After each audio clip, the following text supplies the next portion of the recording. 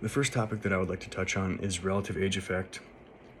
And what it is the advantage that older kids have over younger kids who are born in the same academic year. And a lot of people ask, like, oh, why does it really matter? It plays a very big part in the success of not only the team, but also the individual athlete. And it's unfortunately not easy to fix. So players born in the early part of the year are obviously older and usually bigger than kids born in the same year just later. Now, every person grows at a different rate, which also plays a role, but usually older kids are bigger, which gives them the advantage, and also more developed, making it easier for them to dominate. Now, it's not a given that kids born in the first quarter of the year are going to be bigger than the kids born in the fourth quarter of the year, but they still have up to 12 more months to develop, which is quite a bit when the kid's just grown up.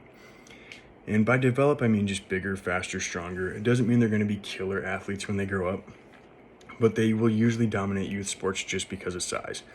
And you can kind of see this when a kid is a lot bigger than other ones, just in like a basketball game. The bigger kid can kind of get away with making mistakes just because of his size can make up for it. And one way to kind of eliminate this, in my opinion, the best way is to group them based on skills instead of age. So group them based on skill.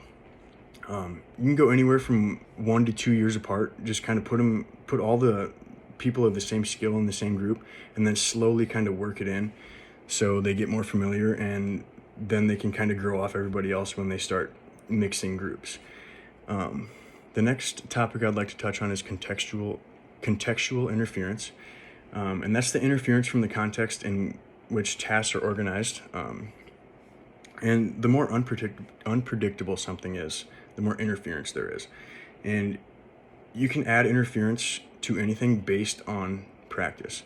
And there's 3 different ways of practice, and they're all different.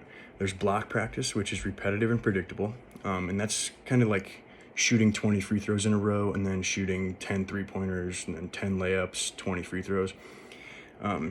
It's very repeatable, and they're practiced at one time. So you do the 20 free throws, and then you do the 10 3-pointers, 10 layups. They're all at separate times. And it may seem like a good idea, but it's not really that effective. The next one is serial practice, and it's not repetitive but predictable. You know what's coming next, but the same tasks are never twice in a row. So you could have a free throw, and then a layup, and then a 3-pointer, and then a free throw. You know what's coming next, but they're just not the same. And then there's random practice, which is non-repetitive and non-predictable.